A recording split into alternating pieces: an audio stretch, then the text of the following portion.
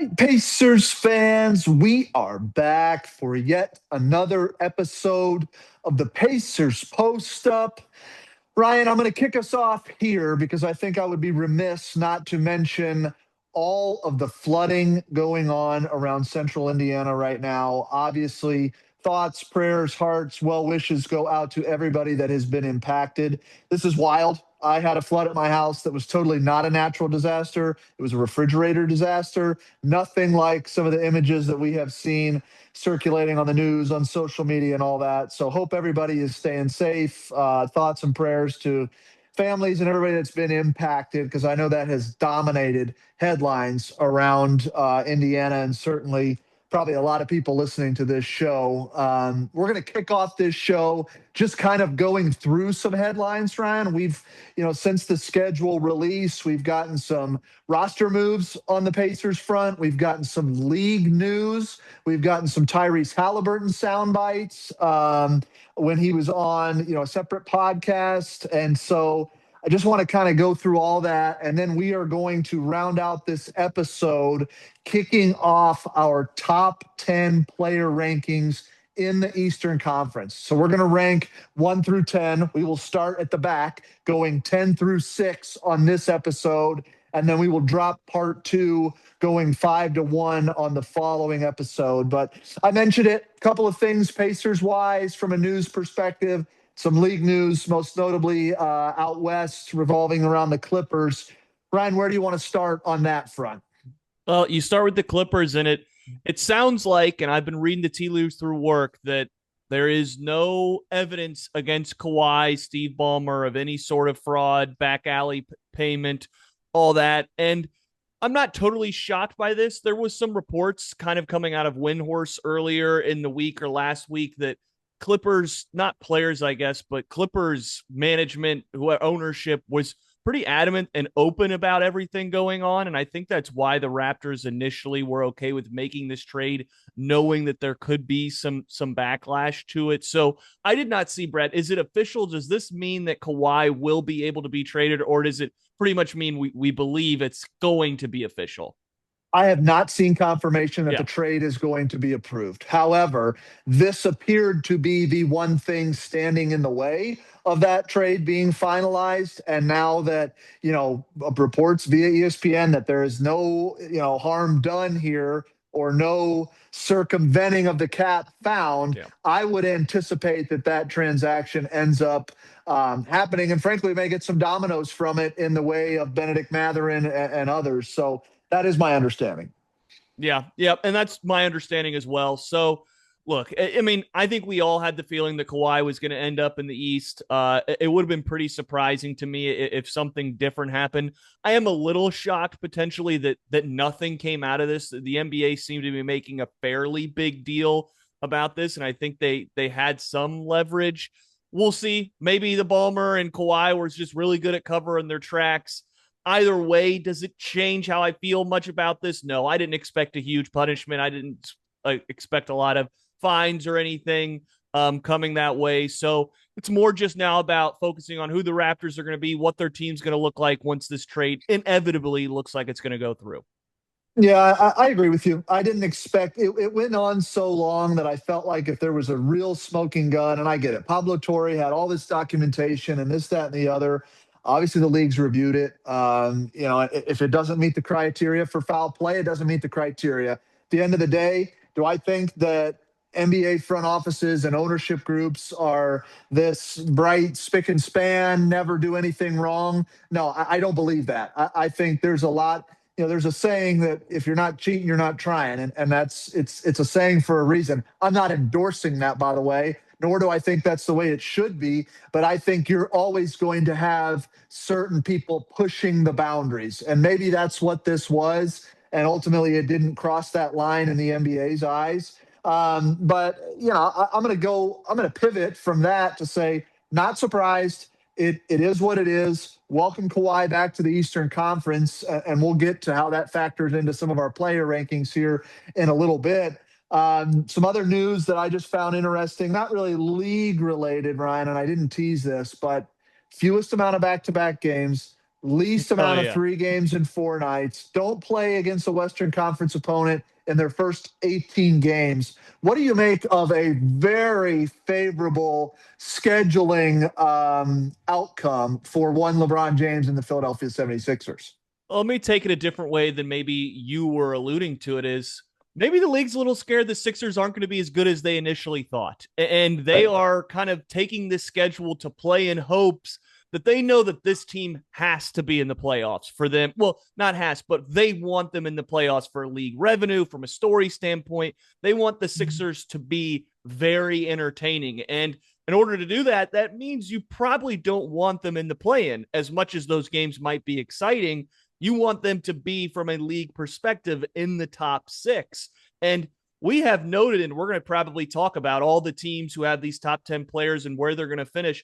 The Sixers have no shoe-in path to remaining in that top 6. Nobody really does. I mean, you're going to have to Yeah. be high 40 wins. I think it's going to be a real nail biter coming down to the end of the season. And so if you're the schedule makers and you want or know that the Sixers need to be as, primed position as they can, you're going to give them fewer back-to-backs because of their age, their conditioning, the newness. If you want that start of the season thing we've talked about with LeBron, how when he started with the Heat, he was like 9-9. When he came back from the Cavs, he was 500 through his first 20 games. Like, this typically happens. You're going to put him against some Eastern Conference foes, keep the travel down to make that easier for them. And so I'm not shocked at all that this always seems to happen with LeBron teams. They're always going to try to make it as easy as a road. And I say, and that's not really even me trying to shame on LeBron's legacy or the road path. We can do that another time. This is just how the NBA looks at it. Doesn't make his playoffs or anything any easier, but it does make his potential road to stay out of that play-in conversation much easier. Brian, they told us that they were going to do this. When all this indecision was happening, Adam Silver literally said LeBron is holding up the NBA schedule release because they were going to make changes based around his decision. And now he, at the time, was making the argument that it was about national TV games and this, that, and the other. But there's obviously some curated attempt here to ease that first part of the season. And it will be very interesting, I think, from a LeBron James and Joel Embiid perspective to see how much they really factor into the regular season. The reality is, between Tyrese Maxey, Jaylen Brown, Edgecombe, that's enough to win a lot of games, theoretically. I get it's a much deeper conference, to your point. Nobody's got a lock on those top 6 seeds. I don't even think New York has a lock on a top 6 seed as a defending champ. It's so bunched up there that it's going to be very tight, and we'll see how that all plays out. But I did think it was certainly newsworthy and not a shock by any means. But the part of the reason I say all of that is to tee up. That is one end of the spectrum, where you have the entire other end of the spectrum is the NBA clearly doesn't care about the Tyrese Haliburton narrative, his return. We already kind of discussed that on the last episode about him returning to New Orleans for the big unveiling, if you will. And I was really curious. We had recorded our last episode before I had the chance to listen to Tyrese on the Numbers on the Board pod. He was very open in his reaction and said some things there and some other things, just, kind of talking about his return and playing with Zubats and all that. I just am curious your reaction to what you heard from him on that podcast appearance. Yeah, well, if you didn't get to see the clip of that podcast, he kind of teased the other hosts on that in ways of like asking probing questions. Like, if you had a previous finals, contender who had gotten injured, where do you think they'd start? Would it be a home game? No. Would it be a road game? Would it be in New Orleans? And it was a very funny clip. And it's again why we praise Tyrese so much, because he, even while getting discarded, chip on shoulder, he's playing the villain role perfectly. And the only thing I'll say to that is I think some of the people, and this has been on Twitter, Brad, I know you've been active there. Some people have come out and been like, he really took a shot at the city of New Orleans and the team of New Orleans. And I didn't take it that way at all. Like, we know as an Indiana fan base, we are a small town team. Flip this narrative. If like another player, let's say it was Luka Doncic, had just come off his final season towards Achilles and he was opening in Indianapolis, we'd all kind of be like, Well, that's a little weird. Like, why? It doesn't make any sense from a league perspective. And it just shows that they don't really want to push Tyrese Haliburton for whatever reason. Maybe it is because we're in Indiana and the market's a little different. Maybe it's because he's not the flashy, I want to put up 30 points and 10 rebounds kind of player. But if you want to watch great basketball and you want a guy who's going to bring entertainment to it, chirping with the crowd, chirping with fans, chirping with players, bringing flashy highlight plays, Tyrese is the guy, and he knows that. And he just felt that the league, for whatever reason, decided to shoo him in a throw-in game in New Orleans, where that team, if you're looking at the Western Conference, is probably bottom five. They don't have a lot of, basketball history of late, obviously. And so I think Tyrese was well, in his path to say what he said. I think the fans' reaction is perfect. It's another thing to put on his shoulder, put on this season, to add another chip to this underdog story of this team. And I love what Tyrese said. So what was your reaction? I appreciate the edge. I was actually excited to see him take a little bit of offense to it because we've Yeah. seen him do this in the past. He does not shy around, the overrated narrative or things that, when he has felt slighted, he's let it be known and he's always responded on the court. More not just by saying anybody can go on a podcast, right? I mean, we've learned that, and we can debate player podcasts and Draymond and podcast P and all that other bullshit. I just love the fact that he's saying, yeah, I thought it was a slight. I thought it was disrespectful. And now he can use that to fuel him as if he needed any more fire. Yeah. Obviously, so another soundbite from that show was him talking about how he thinks about it every day, what happened in game 7 and the motivation and the what if. And I can't imagine a better motivation to try and get back to that point. And he did talk a little bit about playing with Zubats and what that could look like. And, again, I've said it so many times. He's just a great soundbite. He's a great interview. He always gives you something juicy, whether it's on a show like that, the McAfee show, or Amazon Prime, the broadcast. He's done a number of different things. And honestly, I just think it's a shame that the league hasn't kind of reciprocated, frankly, all of the effort that Tyrese puts in to be a face, to be out, and accessible to the fans. New Orleans is a disservice, and I think the way you framed it is perfect because it would be a disservice to Luka Doncic if his return game was here in Indy. And I love Indy. I think Gainbridge Fieldhouse is the best place in the world to watch basketball, but that's not a narrative that Luka Doncic fans are interested in, and New Orleans is not a narrative that Pacers fans are interested in, nor is Dallas, by the way, on opening night. But we've unpacked that a little bit. So anything else from the Tyrese comments that you want to get to? Nope, all good. All right, we got a few things here roster-wise. Ethan Thompson, as predicted, misses out, not going to be on the two-way slot, going overseas. Dustin Dupirac had that. It sounds like it's a pretty lucrative deal. I forget the club that he's going to be playing with. It makes way for us to finally get confirmation. Braden Smith on the two-way, as was reported basically right after draft night. What do you make? Any surprises there? No, I think it was the right move. It's unfortunate for Ethan, just in terms of, I think he had a really good showing in FIBA basketball. He's been a good player, but we've talked about his fit. We kind of already have his mold on the roster between a Quentin Jackson, a Ben Shepherd.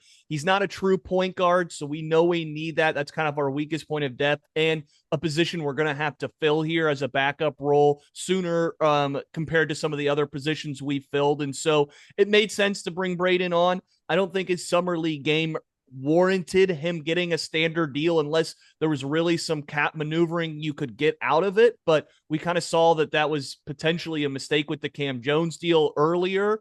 And we took him higher than we took Braden. So I think it's good for Braden. He's going to get a lot of run with the G League this year just to see and develop those skills, see if those playmaking skills really transition over. When we need emergency depth, he'll be there. So he'll still be able to play 41 games with the Pacers this season. And I think this is where we all knew and wanted it to come to a conclusion. So we get to see Braden Smith. He's in the right position, probably under the right deal, and he's got to earn his next standard deal going into the next couple of seasons. But that's where he's at with a player. He's a little undersized. We know the limitations. So give him a chance, see if it works. But then We know even halfway through the season or during the season, if we need to promote a player, this gives us some flexibility. If a Jalen Slauson or a Kobe Brown really deserve that final standard spot, it's particularly around the trade deadline, depending on how our cap moves and if we try to get under the apron.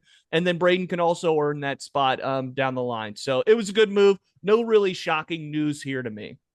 No, it shouldn't be surprised. This is what was reported. I think you said it perfectly. There was a clear need for another ball handler, playmaker. Ethan Thompson was not going to be that guy. And with Slauson and Kobe Brown already filling up the first two-way slots, you really needed a player like Braden Smith, that style of player. Now, he is going to be eligible to play, as you said, in some NBA games. I think it's actually up to 50. I think you had said 41, but it's 50 games on the two-way slot. How many games do you think Braden Smith plays in a Pacers uniform? Not dresses, because we know he can dress. Mm-hmm. How many does he actually get on the floor and log minutes in a Pacers jersey? Now, does that include garbage time? Because then that would be good news if we see a lot of Braden minutes, depending, because that means that we're blowing teams out. It could also be bad news if it means we're injured or we're getting blown out. So there's a reverse to each that. But I think we're going to see him for 25 games. That would be, I think he's going to get a lot of run with the G League. I think that's going to be the intention of this deal is to get him as many minutes, as many reps. I know he is a 4-year player and obviously has a lot, but get it with the new speed, pace. The G League tries to team, or the Boom tries to play like the Pacers, but it's worth getting him in some regular season games. There's going to be some injuries where potentially we need some spot here. Come and play 4 minutes in the first half, 4 minutes in the second half. We'll figure it out the rest of the game, see how he fits with those guys, if he can play with the pace we like. And so I'm sitting in that 20-25 range. And I hope that's what it is too, because that means probably we've had a fairly healthy season, haven't had to go too deep into the two-way guys. But that number obviously has a lot of fluctuation. I think if it's higher than that, we got problems. I'll just say that. Something didn't go right if he's playing more than 25 games or suiting up and logging minutes in that regard. But that's kind of around the horn, Ryan. A lot of league stuff going on. You know, off season's starting to get a little bit more ramped up here as we get closer to the month of September and talks of training camp. And obviously we will be on the lookout for any of the pre-camp down in Orlando at Siakam's place. We've gotten some highlights of that over the last couple of seasons and always look forward to that. I haven't seen anything yet, but I would anticipate that we get some of that. We did get the preseason schedule officially out. In addition to the Iowa State game, there is a road trip to Oklahoma City. I'm going to be very curious if Tyrese suits it up in that preseason game, or if he says, you know what, I'm going to wait.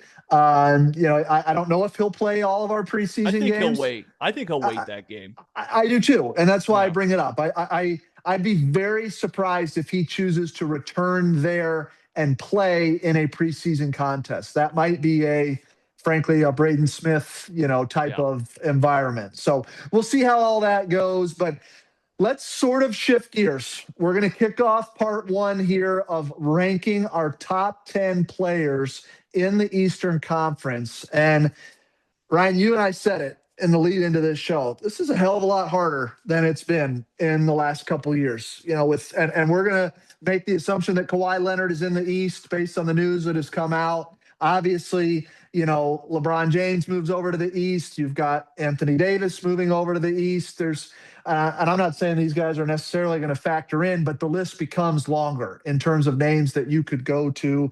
James Harden, for that matter. Again, I don't want to go too deep on any of this, but I'm going to let you kick us off. Do you have any honorable mentions before we get into 10 through 6? No, I'm sure their names will come up. I don't have any particular honorable mentions. You'll kind of figure out as we go through who was left off, but I'd love to start at 10 because, ironically, it's a Pacer player for me. And I had Pascal Siakam at 10 in the Eastern Conference. And we've talked about some of the rankings where Pascal either gets like no respect around the league or just the talking heads or a lot. There are a few who will rank him as the second highest power forward in the league, and get a lot of respect. And I don't really know at this point what the argument would be to keep him off this list or at least off the honorable mentions. There are some guys you just threw out there like a LeBron, like a Karl Anthony Towns, even that I don't have on this part of the list because I've seen Pascal do it on a higher stage more recently. There's just not a lot of question marks to that. Where, I mean, we saw him outplay Karl Anthony Towns in the Eastern Conference Final and the series before. He's a better defender. He's not maybe quite the scorer, but he's a better leader for sure. And if you look at his stats, I mean, last year averaged close to 24 points, 7 rebounds, 4 assists, nearly 50% from the floor, 37% from deep. And we know what he did on the finals run. I mean, he was Eastern Conference Finals MVP,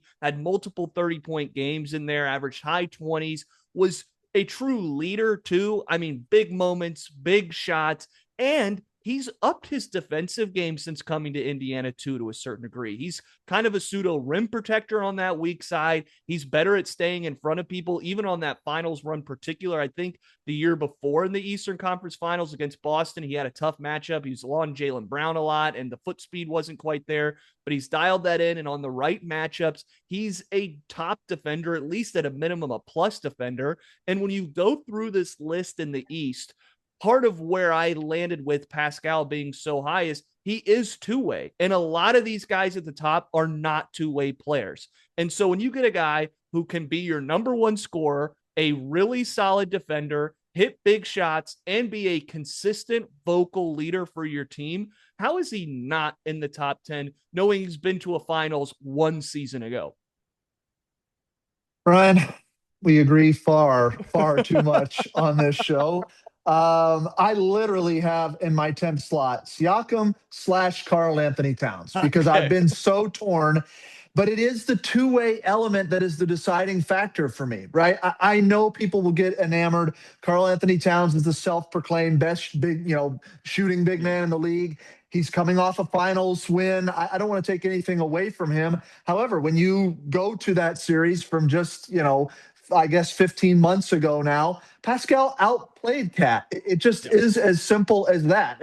Cat was not the, if you want to call it, third, second best player in that series. He was very clearly the fourth best player in that series. And there were stretches in the postseason this year where I thought OG Anunoby was definitely the Knicks' second best player, maybe their best player on certain nights. And it wasn't Karl Anthony Towns. Yes, he had some big games. He can absolutely fill up the stat sheet. He is a phenomenal player. But I give the nod to Pascal because of the two-way element. I trust that more. We saw Siakam in that Eastern Conference Finals that I'm referencing get the Conference Finals MVP. The Knicks had no answer for him, whether it was Karl Anthony Towns, Josh Hart, OG Anunoby, what have you. He dominated stretches of that series. And I think Siakam is a guy that really, since coming to Indiana, has solidified the three-point shot as a major factor in his game. That is something. Does he shoot it as well as Cat? No, but he's close, and it's a stretch element.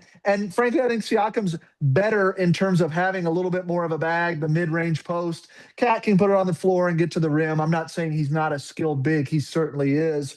I just think if you're asking me to say, I'm starting a team tomorrow, I need to win next season, and I have to draft Cat or Pascal, I'm going with Siakam. And that's why he ends up at 10 on this list. Yeah, I'm a homer. This is the Pacers post-up. It's not the Knicks trash time, but it is what it is. So I just think I'm going Siakam at 10. Cat falls to my first one out. Yeah.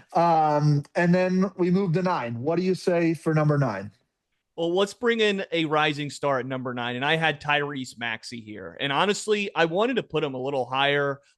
Just couldn't, because I thought he was really impressive last year and really impressive in the postseason. Just a quick numbers look last year: 28 points per game, 6.5 assists on 46-37 splits. I mean, that's solid. He was doing a lot for this team, averaged 26 in the playoffs, had a great first round, obviously got a little bit of exposed, but his speed is like Oladipo speed for Pacer fans, remember. I mean, this guy can get up and down the court. He finishes great for his size around the rim. He's got the pull-up game. He can play on and off ball. His offensive engine is just massive. And he has taken massive leaps on that end of the court. And he's gotten better defensively. This is where that two-way argument kind of flips a little bit. He's still a weakness on the defensive end. He's a little bit better on ball, but you can still attack his size. Still doesn't have the greatest foot speed.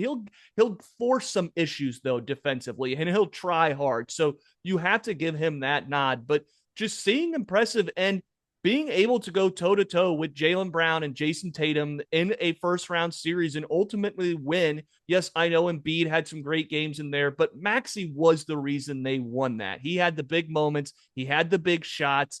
I love his energy. So I had him just a notch above because what I think you can do with Maxey is huge. And I wouldn't be surprised in a few years, he's much higher on the list. Ryan, I had Tyrese Maxey at number 9 as well. And for fans that are listening, we do not compare these lists. Part of the show is the element of surprise here. And if you've listened for a long time, you know that we agree too often.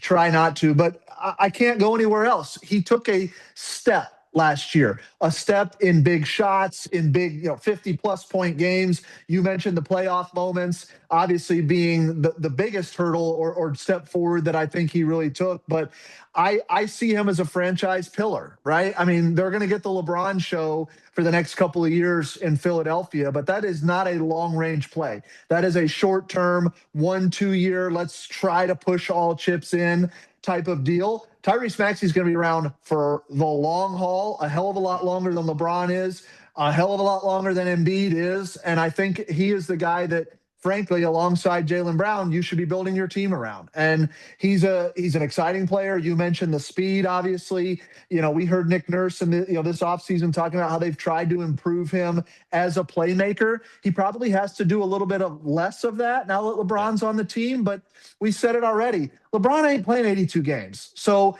Maxey is going to be their offensive engine on a lot of nights because of that speed and his ability to get downhill and attack the rim. I was just really impressed watching him last year. I think the first part of last season, he was starting to make a case for like all NBA first, second team. It was that good to start the season.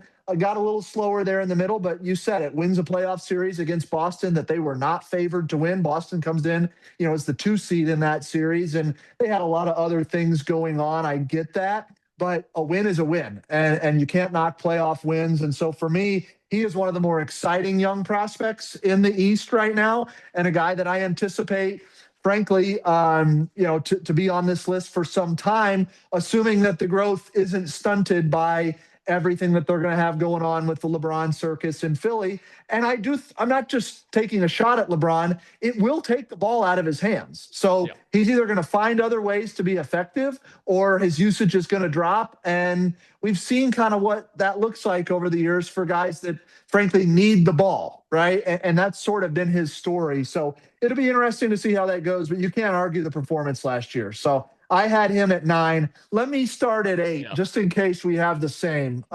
situation here. I go Donovan Mitchell at 8, okay? Donovan Mitchell with the Cavs, obviously comes over from Utah, makes his first conference finals appearance last year, gets swept by the Knicks. And the reason he's this far down on the list for me, because I know people are going to say, first team All-NBA, this guy fills the stat sheet. That series 2 years ago against us, I mean, he had multiple 40-plus point games, really put the team on his back, and it just wasn't enough.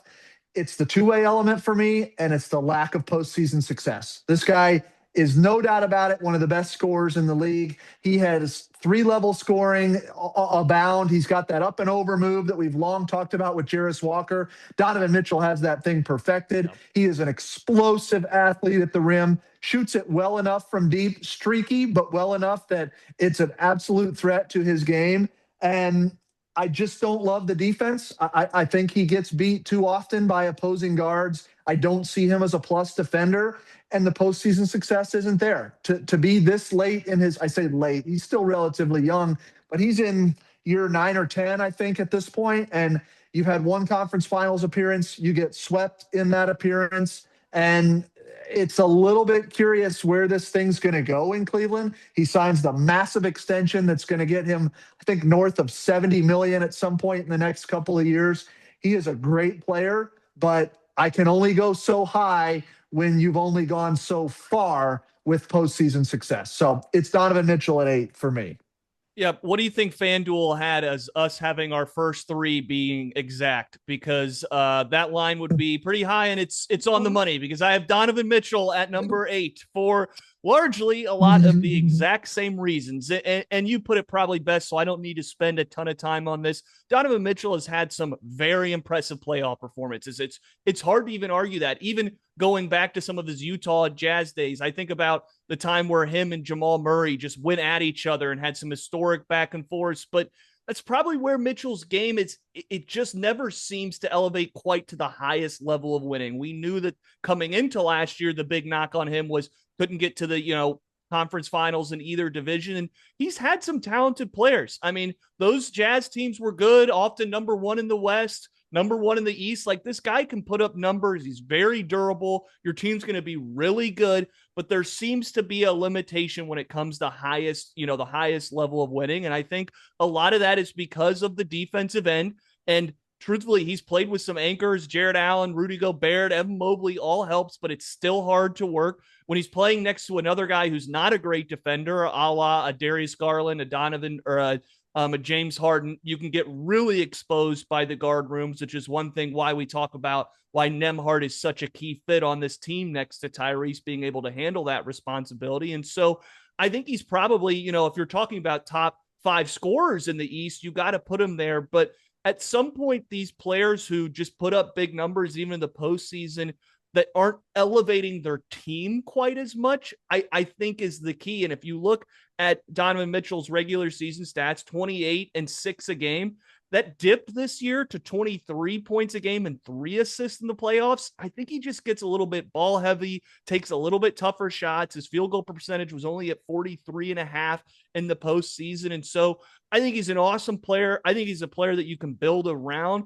But if you really want to take it to the next level, I think it's just a limitation with the way he plays, both offensively and defensively. And everybody else on this list to me from here and above can take you to that next level. So I had him 8. We're aligned thus far. I'm going to let you kick us off on number 7. I hope that we delineate here and we've got a little disagreement. I think there's a good chance, but we will see, because I have none other than Tyrese Haliburton at number 7 in the East. And I think if you look at all these numbers, his numbers look so much different than everybody else that's going to be on this list. You're going to see 25-point-a-game averagers, 28-point-a-game averagers, and all that. And I'm here for that. I understand that that is a key talent, putting the ball in the hoop. But when Tyrese Haliburton is just the best walking offensive engine in the league outside of maybe Joker, he has to get the respect he deserves. He's had playoff success now, huge moments. We can't underestimate the clutch factor. I mean, that's one thing against some of these guys below Donovan Mitchell, like these guys who just don't seem to have the big it factor to win those games. Tyrese can do it. Yes, he's not a great two-way player at this career, but he is a good help defender now. He's good at getting into some passing lanes, getting into transition, improved definitely. A guy who's now put on even a little bit more size. He's not undersized at that guard position. He can really fit in on a 1, 2, or 3, depending on who your weakest offensive option is. But I go back to just, how do you watch what he's done at a winning basketball level and not see him as somebody in the top 10 in the Eastern Conference? And the numbers are just misleading to me in the sense that, yeah, in the playoffs, he averaged like 8 and 9, and I get that, but his high games are huge. We talk about closeout games against the Knicks, both in 30 points. One was a triple-double.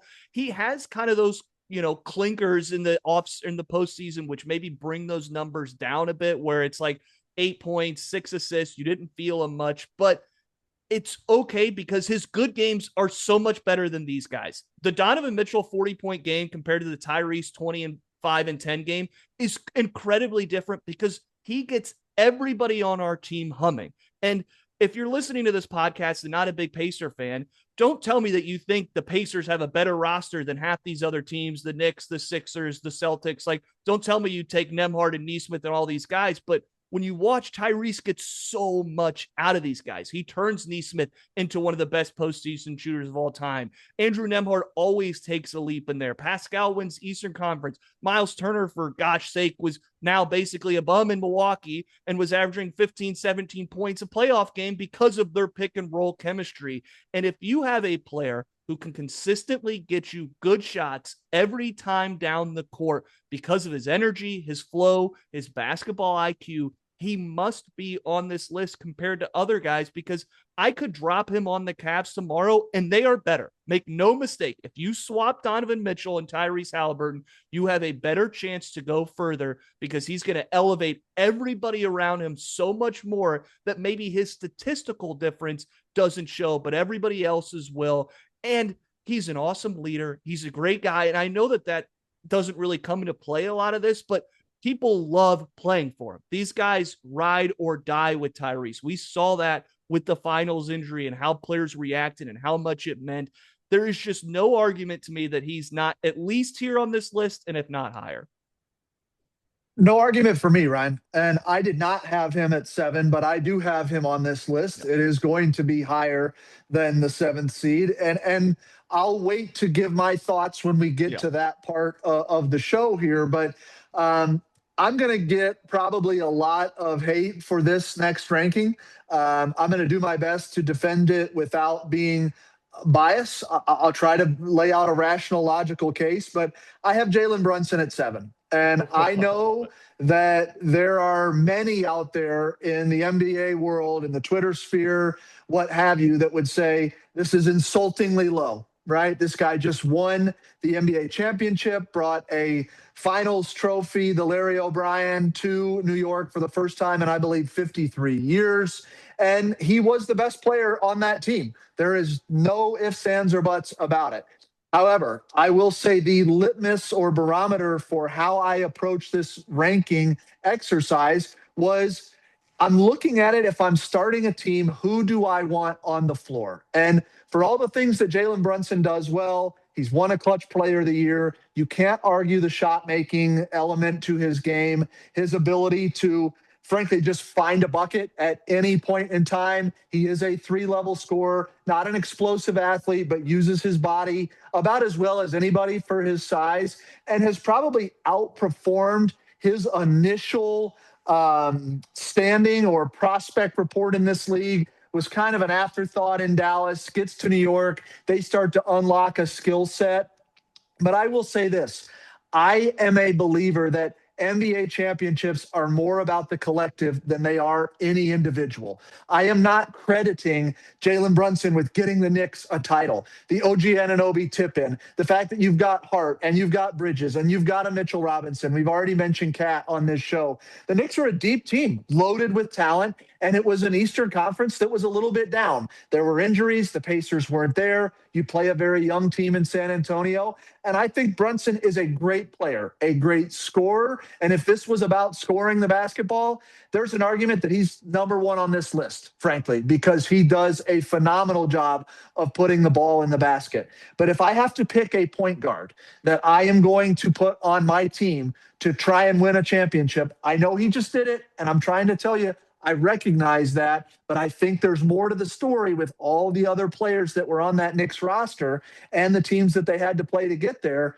I cannot put him higher than 7. I think there are other players that are more talented, frankly, in terms of real, true point guards that actually do facilitate and get other guys involved. I don't see Brunson as that. And the defensive end is still a huge question mark for me. I know he won finals MVP. He had the 40-plus point game to close things out in game 5, but he was pretty inefficient to start that series, and he had a lot of nights that were erased by big plays from other players on his team. So kudos to him for taking the pay cut, for getting a title for New York. I think he is absolutely a hard worker, by all intents and purposes, a good guy. I can't stand the way he plays. I don't like the flop element. I don't like the constant head jerking motion. It's nauseating at times, but I don't think he's higher on this list. I've seen 3 years ago, Aaron Nesmith, when Rick Carlisle made that adjustment on game 3,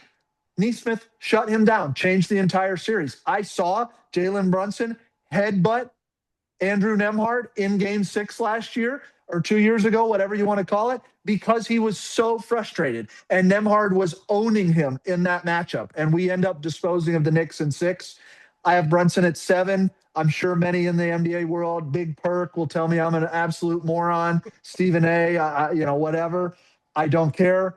He's a great player, but he's not better than the other 6 I have on this list. I love the take, Brad. I had him much higher on the list, spoiler alert. So I will get to the defending of him as much as it'll make me want to vomit on why I had him later in this series. But to make the argument against why he should be here is there a slight element of, if we look back at this, that this is kind of like a second Trae Young Eastern Conference run where Trae just had the perfect storm of like, he's going to beat the Sixers because Ben Simmons has lost his mind literally and can't play basketball anymore. There's nobody really there. Now, I know Trae obviously didn't go as far, and Brunson is much better than Trae is, but kind of one of those runs where it's like, Trae held on to that for a really long time. And honestly, if you take that away, he's probably looked at more realistically where his talent has been as a winning player. And he caught the perfect storm. The East was incredibly weak. He didn't play the Pacers. He didn't play Boston. I know they had Boston number for most part, but they didn't have to play Boston again this year. They match up on the Cavs, who everybody knew the Cavs didn't have it. And they didn't have to play the Pistons, who would have been probably a tougher matchup from a physicality point, a defensive point. And then they get the Spurs, who, don't get me wrong, are wildly talented, but wildly young, had clearly felt that their championship was the series before against the Thunder. And Thunder, by the way, were missing their second best player through all that. And their third best player turned into be a chimney sweep through that series of Wembanyama. So, and then they get in, and the Spurs blowing those games were iconic. As much as the Knicks made huge plays, I mean, we can talk about probably 10 De'Aaron Fox plays that if he just goes the other way or holds onto the ball, there's a chance that series looks very different. But nonetheless, that is not why I particularly had him at this spot. But the argument is there of, look, he puts up great numbers, but it's largely inefficient. He's not quite a point guard. He's got a heck of a roster around him. Don't get me wrong. As much as I threw shade at Karl-Anthony Towns, that man is an all-star. You alluded to OG, Josh Hart. Like, these guys play hard. If you're Mikal Bridges, for as much as, again, we don't really think he's a great player, if he's your fifth option, like, that is really impressive in terms of a roster construction standpoint. So I think, Ryan, yeah. Ryan, how many players in the top 6 that you have remaining did Brunson play against in his road to a championship this year? None. 0. He didn't play against the top players in the East. They did not. He did not have to go through a gauntlet of an East this year. It's still a title. Congrats to New York. But let's not let recency bias tell us what our eyes saw from the many years prior, which was very talented scorer, definitely elevated because he's in New York, and he won a title on a weak East where he didn't have to go through the top players in the conference.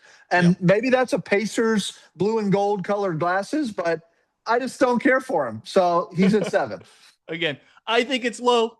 Come after Brad in the comments of this one, not quite where I'm at, but I still love the take, and we will see where Jalen goes from this point of his career. So I think we're on to number 6 now, right? This will be our last one of yes. And I'm ironically going to go with another Jalen, and that's Jaylen Brown. And Jaylen Brown was a tough one to put on this because what he did last year was so impressive. I mean, with Tatum out, some of their guard room had changed. Holiday's now gone. They're all going to have to step up. Derek White had a great season, but not a great season, shooting the ball. So a lot of the load and, playmaking was asked of him. He averaged 29, basically, 7 assists and 5 rebounds on a team that goes on to win 50 plus games, second seed in the East, was really, really impressive. Now, why he doesn't climb higher on this list probably is I don't really like what's going on with how he's talking about, where his legacy is at, not being the guy, even though you were honored as, a finals MVP, and that must be mentioned. Your fit in the, Sixers now kind of comes a little bit more interesting of just what's your usage going to be, what's your role going to be, but it's not an insult to be at 6 here. I mean, it's really pretty impressive because the names up above are really talented. He's a two-way player. He can be a lead engine on a high-level team, which he proved last year. can guard the best wing on your team. He's not an A+ defender, but he's probably in the B+, even A- on a good night tier. I think if you look at him compared to even like how him and Tatum played, he's a little bit better at the 3-level scoring in terms of getting to the rim and finishing around the rim. Tatum gets a little bit, happy in that mid-range pull up. And so he's got all the tools. His weaknesses are really hard to pick at. He doesn't have a great handle. Sometimes his decision making is iffy. But also they lost in the first round last year. And the whole thing he was talking about was, I finally got my team. I got to get, go. And then I know Tatum kind of came back, but game 7, Tatum sat. So it was supposed to be his whole story. And he wasn't able to come through, albeit a very talented Sixers team at the time who had big moments. Didn't crack the top 5 for me. Brian, we had one difference in the 6 through 10 rankings because I too have Jaylen Brown here at number 6. And I think the last point you made is where I will pick up the thread. It was the postseason. This was his year. He talked about wanting to be the man. He wants his own team. That's not going to happen, by the way, in Philadelphia. So you're right. We're going to have to see how all that sorts itself out. He did get them to the number 2 seed. I don't want to knock that. And yes, he had Jason Tatum kind of working himself back in the lineup. And did that disrupt the rhythm of the team? I mean, there's all kinds of different angles that you can take here, but I think he's struggles with efficiency. He is a very high usage player. To me, he is like, if you were to take Benedict Mathurin and say, give me the best offensive version of Mathurin who can kind of play defense, it's Jaylen Brown. And I just think that kind of player can only carry you so far. I understand he was a finals MVP, but again, much like the Brunson argument, that was a team that had Jason Tatum, that had Derek White, that had Drew Holiday. Al Horford was a factor on that team. Like, let's not just go and say it's all about the superstar and what they do. He won the finals MVP. He is absolutely solidified in this top 10. I don't think you can argue that he doesn't deserve to be on this list, but I do think there's limitations to his game. I think when you talk about that game 7 in the Philly series, yes, Philly was hot. Joel Embiid was finally healthy for a little bit and was playing well, but they had a 6-man rotation. I mean, that was not a series that Boston should have lost. Tatum or no Tatum, working him back into the lineup or what have you, you would have thought if this is the guy that you think Jaylen Brown or he thinks he wants to be, you should win that series. He's a better player than Tyrese Maxey in my mind. Embiid is Embiid. It's a roll of a dice there. And there was no depth in Philly. So I think Brown's a heck of a player. I'll be very curious to see how it all fits puzzle piece wise. If you're talking about LeBron and Embiid and Maxey and Brown all together in Philly, amongst others, but I don't have him as a top 5 player in the East. I do think there's a little too much. I don't know if it's diva. I don't know if it's overthinking. I don't know if it's an ego thing or whatever. But again, you talk about guys like Tyrese and Pascal, and this is a Pacers podcast. These are great locker room guys. These are guys that are team first, all about winning. Jaylen Brown just doesn't give you that vibe. And I know for a superstar in this league, you've got to have some of that edge, some of that ultra confidence and that ego, borderline arrogance if you're going to go out and think you're the guy every night and dominate. So I don't want to discredit some of that because I think it's a valuable part of an NBA star makeup, but it's a little weird with Jaylen Brown. And I don't know how it's going to work going forward. So it's at 6 for me. And it sounds like we, from Siakam, Maxey, Mitchell, we disagree there. You had Tyrese at 7. I have Brunson. That's a very interesting debate. I'll be very curious to see how high you have him on part 2 versus where I have Tyrese. But we're going to kick that off in part 2. That'll drop here a little later in the week. Ryan, anything else you want to note? Any honorable mentions that you want to kind of go to here real quick? Are we complete psychos to not have LeBron even mentioned in the top 10? For all that we don't love LeBron, we can document to take the their curriculars, the bitching, the whining, all that out. Is it crazy to not? I mean, I don't know. I look at this list and I don't know who I'd put him above. I made the argument. I don't think right now going into next season, if you watched what Pascal did last year and LeBron, that he is better at this point. But I mean, it's a guy who's won 4 titles and can be just an absolute beast when he still decides to turn it on.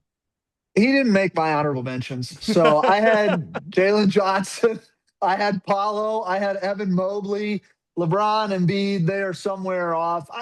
Listen, I get it. LeBron averaged what he averaged. He had a strong postseason.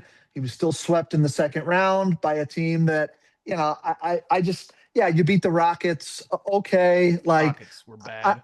I know that LeBron is defying father time. He's 41, going to be 42 years old, still putting up statistics. I'm just not there. To your point, would I, as a Pacers fan who wants nothing more than for us to win a title, if you told me, Brad, for this one next season, you can have Pascal Siakam or you can have LeBron James, I am not taking LeBron James over Pascal. Just not doing it.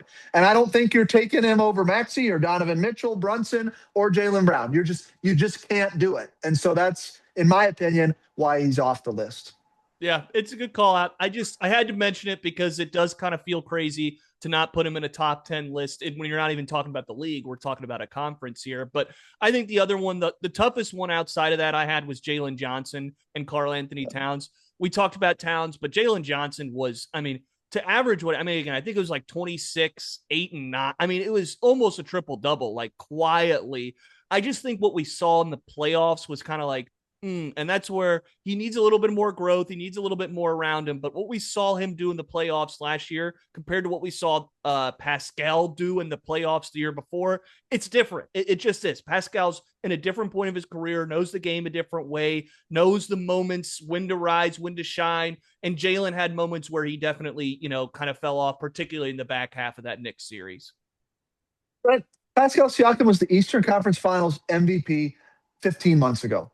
And that's why he gets the nod over somebody who has a better stat line in Jalen Johnson, who has a better, certainly career, wins, titles, all that in LeBron. This is not about legacy and what they've done. This is about going into next season. You want to talk about defense with LeBron. I know he'll get a chase down block every now and then, but night in, night out in a playoff run where you got to win 16 games against tough competition.